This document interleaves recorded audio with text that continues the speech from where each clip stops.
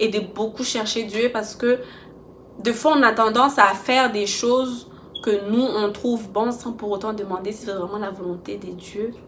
C'est vraiment difficile. C'est une question de grâce. Tu peux avoir beaucoup de moyens financiers, mais qu'on te refuse le permis d'études et qu'on te refuse le visa. Comparé à une personne qui se bat dans la vie, à une personne qui a des petits moyens, puis on lui accepte les visas facilement.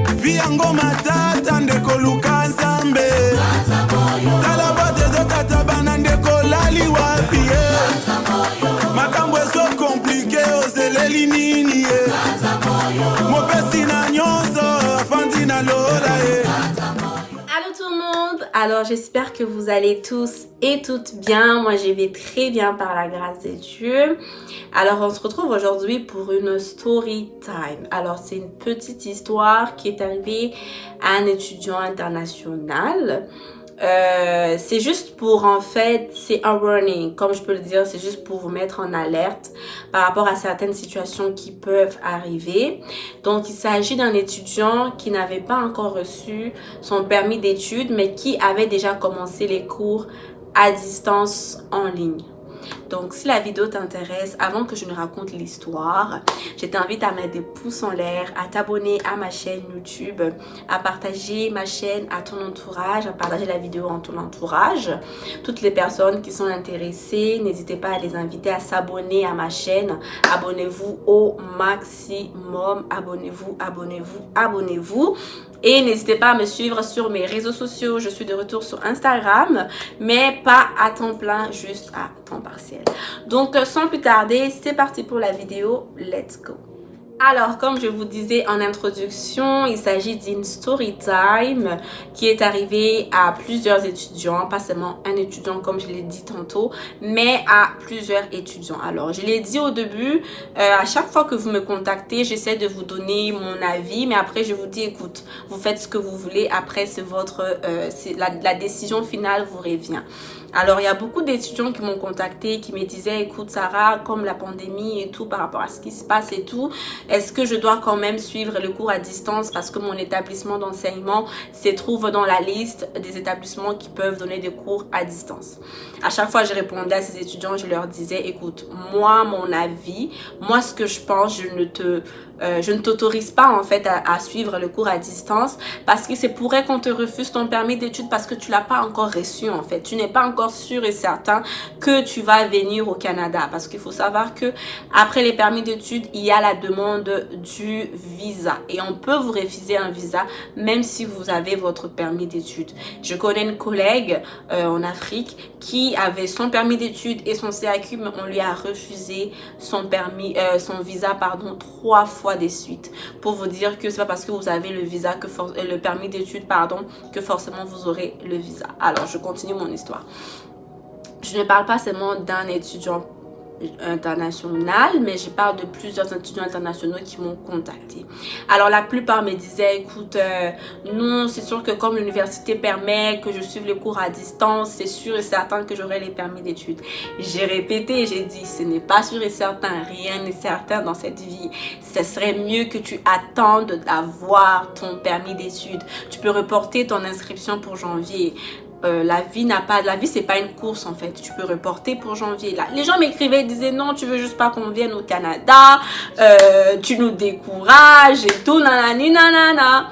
Ben, comme moi je suis pas une personne qui va vraiment rester à m'obstiner pendant longtemps, j'ai dit écoute, la décision te revient, tu fais comme tu veux, mais à mon humble avis, je ne te conseillerais pas en fait de commencer les cours à distance. Alors tous ces étudiants m'ont contacté la semaine dernière. Ils m'ont contacté pour me dire Sarah, franchement, je sais plus quoi faire.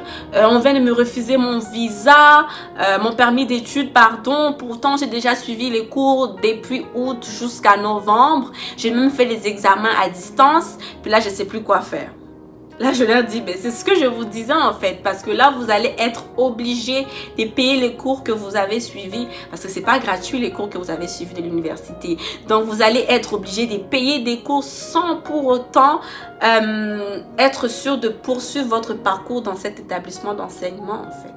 Des fois, on vous parle c'est pas parce qu'on est contre vous ou qu'on ne veut pas que vous veniez au Canada, en fait, c'est par expérience. Et quand on vous dit quelque chose, c'est pas contre vous, en fait. Donc, beaucoup des étudiants n'en font qu'à leur tête. J'essaye vraiment de faire de mon maximum, de vous prévenir au maximum sur des choses qu'il faut et des choses qu'il faut pas faire. Parce qu'il faut savoir que tant et aussi longtemps que vous n'avez pas votre permis d'études, vous n'êtes pas sûr de venir étudier au Canada. Encore là, je parle encore aussi du visa. Tant et aussi longtemps qu'on n'a pas mis les cachets sur votre passeport, en fait, vous ne pouvez pas dire que vous partez déjà au Canada. Ce n'est pas sûr, en fait. Ce n'est pas sûr.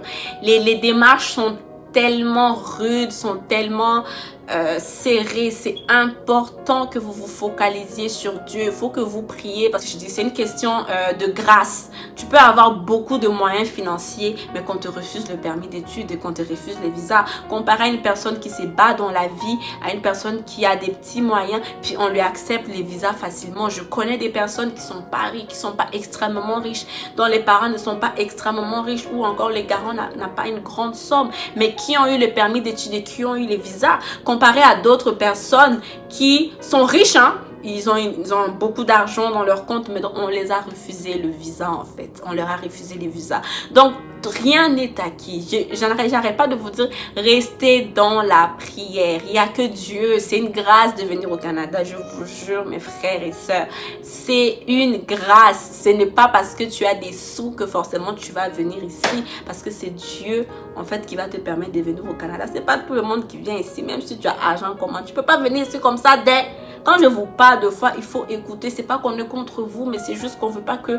je veux pas personnellement que vous ayez de mauvaises expériences ou que vous souffrez plus tard, en fait. Voilà, comme je disais, ce n'est vraiment pas contre vous. C'est pas qu'on veut pas que vous veniez étudier au Canada. Le Canada est ouvert à tout le monde. C'est pour tout le monde.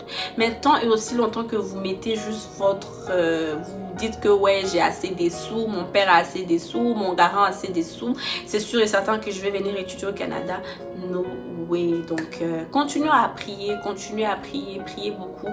C'est une grâce que vos papiers passent à l'immigration. C'est vraiment une grâce. Et puis voilà, c'est tout ce que je voulais vous raconter. J'espère vraiment que cette histoire va vous permettre vraiment de vous remettre en question et de beaucoup chercher Dieu, parce que de fois, on a tendance à faire des choses que nous, on trouve bon sans pour autant demander si c'est vraiment la volonté de Dieu. C'est vraiment difficile. Donc, voilà, j'espère que cette histoire va vous permettre aussi de ne pas prendre des décisions à la hâte, de réfléchir à 2 fois avant d'agir. Et tant et aussi longtemps que vous n'avez pas votre permis d'études ni votre visa, votre voyage au Canada pour les études n'est pas encore garanti à 100%. Voilà, je ne veux pas rester trop longtemps, je ne veux pas parler trop longtemps. D'ici là, portez-vous bien. On s'est dit à la prochaine pour une nouvelle vidéo. Sincèrement, je compatis avec tous ces étudiants qui se trouvent dans cette situation. Que le Seigneur vous fortifie. Et j'espère que vous allez trouver une autre alternative pour venir étudier au Canada. Prenez soin de vous, que le Seigneur vous bénisse. Ciao, ciao! Ebanaye, ebanaye, naye.